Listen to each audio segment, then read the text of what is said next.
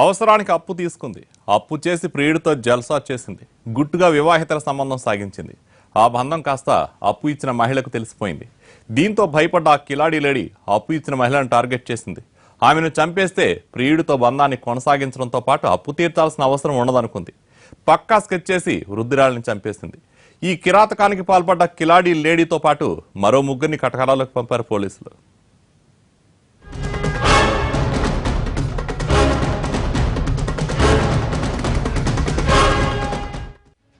వివాహేతర సంబంధం బయటపడుతుందేమోనన్న భయం ఆమెను వెంటాడింది. 4 లక్షల రూపాయల అప్పు ఎగ్గొట్టాలనే కుట్ర ఓ హత్యకు దారితీసింది. అవసరానికి అప్పిచ్చిందన్న ఆలోచన కూడా లేకుండా వృద్ధురాలిని కిరాతకంగా చంపేసింది ఓ బ్యూటీ పార్లర్ నిర్వాహకురాలు. కడప జిల్లాలో సంచలనం సృష్టించిన రిటైర్డ్ ప్రభుత్వ ఉద్యోగి దీనజ్యోతి హత్య కేసులో వీడిన మిస్టరీ ఇది. ఈ కిరాతకానికి పాల్పడ్డ హంతకుల్ని అరెస్ట్ చేశారు కడప పోలీసులు. దీనజ్యోతి రిటైర్డ్ ప్రభుత్వ ఉద్యోగి. ఆమె భర్త చనిపోయాడు. సంతానం కూడా లేదు.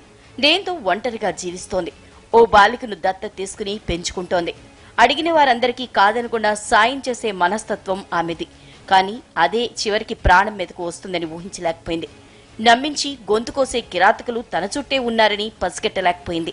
స్వార్థపరుల చేతిలో ప్రాణాలు కోల్పోయింది.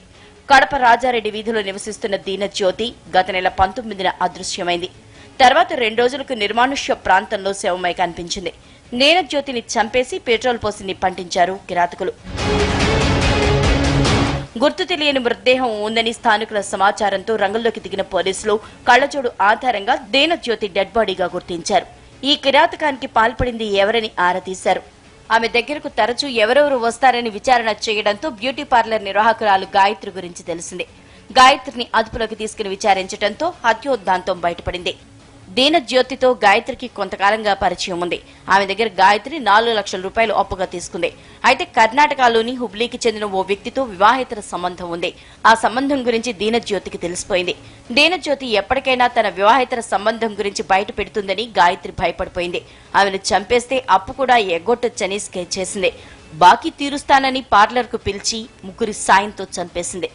పథకం ప్రకారం ఈ దీనజ్యోతి ఎప్పుడైతే బ్యూటీ పార్లర్ కోసం అని చెప్పేసి గాయత్రి ఇంటికి వస్తుందో ఆ రోజు ముందుగా పథకం ప్రకారం ఆమెని చంపి ఆమె దగ్గర ఉన్నటువంటి బంగారు నగలను కూడా తీసుకోవాలని వీళ్ళు ఒక ప్లాన్ చేస్తారు. దీనజ్యోతి ఒంటిపై ఉన్న నగలు కాజేసిన హంతకులు శవాన్ని నిర్మానుష్య ప్రాంతంలో కాల్చేశారు. దోచుకున్న నగల్ని వాటాల వారీగా పంచుకుని సైలెంట్ అయ్యారు. కానీ పోలీసులు తీగలాగితే డొంకంతా కదిలింది. గాయత్రితో పాటు హత్యకు సహకరించిన ముగ్గురిని అరెస్ట్ చేశారు పోలీసులు.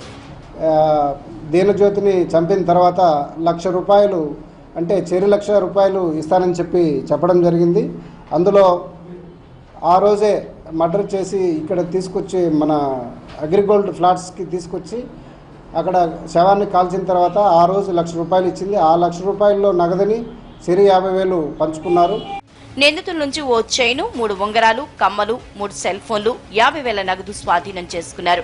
నిందితుల్ని రిమాండ్కు తరలించారు.